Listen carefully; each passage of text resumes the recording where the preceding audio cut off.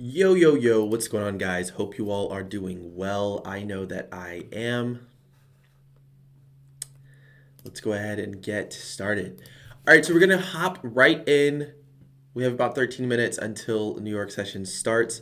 And we're going to hop right into AUD USD. So as you guys can see here, we wanted to see sales take place from our points of interest this morning here. All right, now we can see that that was very successful. However, those sales took place or started during Asia session. You guys know I don't really trade Asia session. However, this is the point of interest that we were looking for price to return back to. Price did gravitate back to this area, and then we fell to the downside. So let's see what we can do this morning during New York session, playing off of what has already been created through London.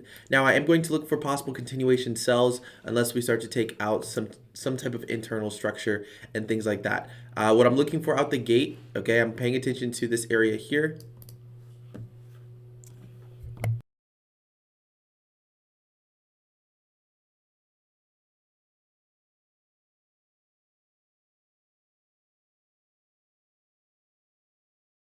So what we're going to do is we're going to pay attention to this as a possible apex here. So let's just move some of this stuff around really quickly. Give me 1 second, guys.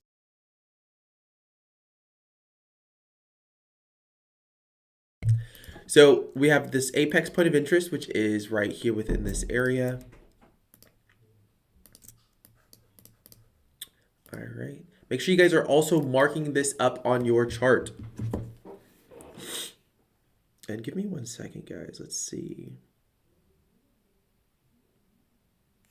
Let's go ahead and turn this on here, just in case you guys have any questions in the chat. So you guys can feel free to drop some questions in the chat below.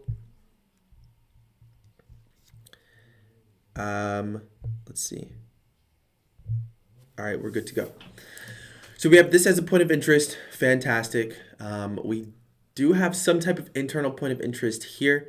Okay, essentially price reacted to this flip here. Okay, we could have broken this down to the M1 time frame to look for a possible entry this morning during London session.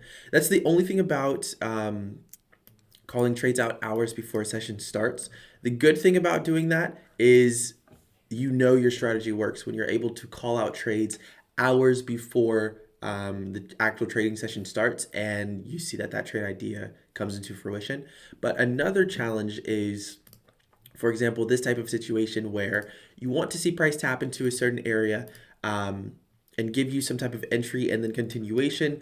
However, it takes place outside of your session, as we can see here, right? So price does tap into this region. We do get a reaction. However, when I dropped this analysis for you guys, this area here was not yet produced, as you guys can see here, right? And by you guys, I'm talking to my mentorship students, guys.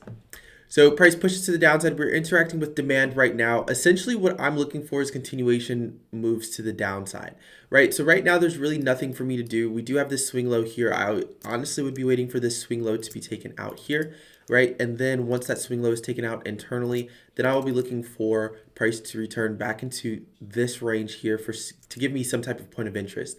Now, hopefully this area here can turn into a true order block. If we can push to the downside and take out this low and create some type of imbalance, then this area here is something that I would be paying attention to trading from. Now we do have news. Let's see. So we do have news that drops around 8:30. Do keep that in mind. It doesn't look like anything too serious, but it's still high impact and medium impact news. So we could see some possible movement from the market. So that's what I'm anticipating for AU. Essentially, I just want to see sell side liquidity swept, all right, and then for price to return back to our supply. We've already swept buy side liquidity. Okay, as you guys can see, these relatively equal highs here, 1, 2, 3, price sweeps that. So now we'll essentially be looking for price to give us a possible run lower and then return back to this area.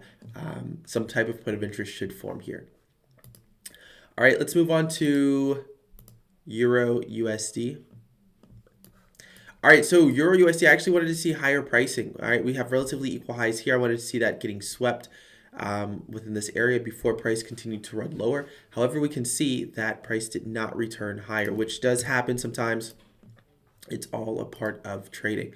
All right, this point of interest here, I am still going to leave marked up, but let's stay on the H1 time frame first see what's going on. As you guys can see, we did hit our overall target that was analyzed yesterday, which is 1.01223.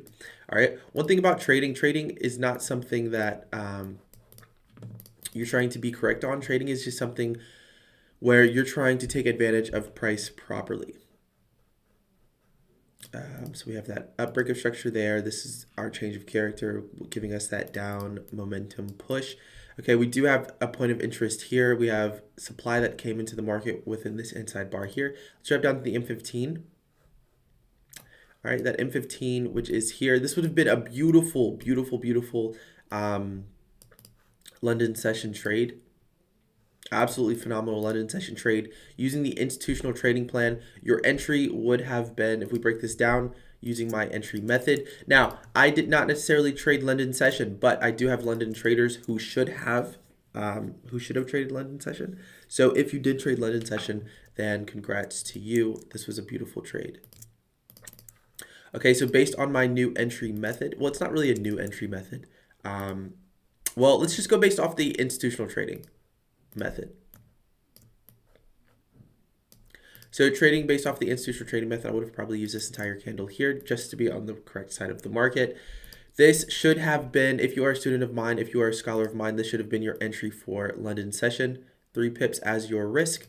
And the M15 time frame should have been where you find your target. So let's go ahead and find that target that you should have been aiming for, which is right here for around 6.83%. So those of you that are part of my mentorship program, if you are a London trader and you trade Euro USD, this was a textbook setup for you, right? You have your M15 liquidity POI, which is here.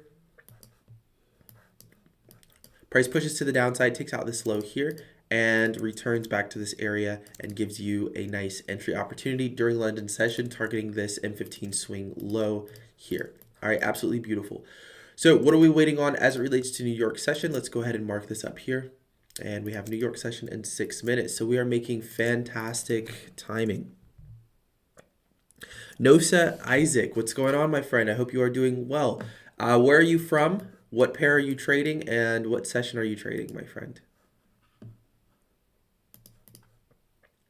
So we have buy-side liquidity up here, up top. I'm not looking for buy-side liquidity to be taken out. We do have this as our point of interest here. That price is currently inside. Okay, once New York session starts, I will be paying attention to the M15 time frame to look to see how price reacts to this level right here to take my first entry opportunity for a possible sell. Okay, my second entry opportunity, let's say price does not react to this level here. That's completely fine. I will be looking to see how price reacts to these levels on the M5 time frame up here within this region. All right, so not bad at all, pretty solid. All right, so that's what I'm looking at as it relates to Euro USD pre-New York. Very, very straightforward. Essentially, I just want to see how price is going to continue reacting to the level that it's at now.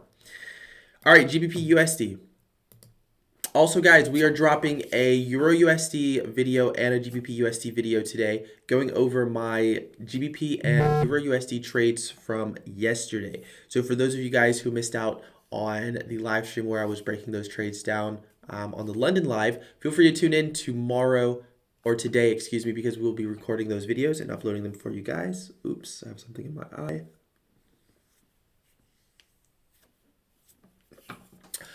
For you guys to take advantage of for sure. All right. So with that being said, I'm going to go ahead and hop on New York and start recording those videos for you guys so you all can understand, why I hopped into those trades on yesterday.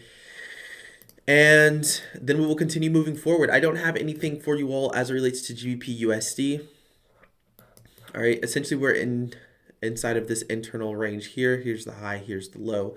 But because of how this structure formed, I'm not really trying to take advantage of it, but essentially we're in the middle of this high, this low here. Price is pushed to the downside. We're tapping into demand here. If we can take out demand here with some type of possible supply, then that could create a point of interest for us to possibly take advantage of.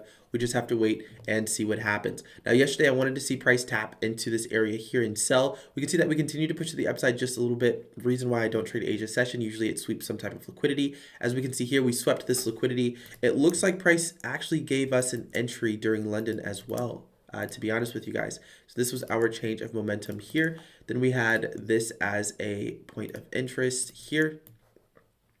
All right, we can see that price taps into this point of interest during London session, also sweeps this liquidity here. We could break this down to the M1 time frame to see if price gives us an entry. My institutional trading plan is absolutely phenomenal. And you guys can probably hear my phone going off. Don't worry about it. All right, so as it relates to an entry on GBP USD, so we can see that we did indeed take out this swing low here, but it isn't necessarily a change of character, right, until price gives us this move here. All right, this would be our change of character.